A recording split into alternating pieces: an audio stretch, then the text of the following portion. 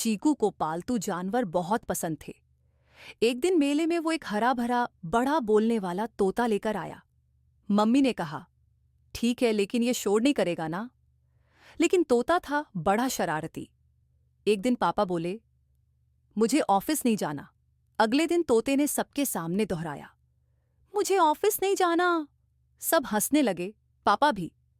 फिर एक शाम मम्मी गुस्से में बोली, कल से मिठाई बंद। और तोते ने तुरंत दोहराया, मिठाई बंद, मिठाई बंद। चीकू बोला, अब बस, चुप रहो। तोता बोला, मैं कोशिश करूंगा, लेकिन मजा नहीं आएगा।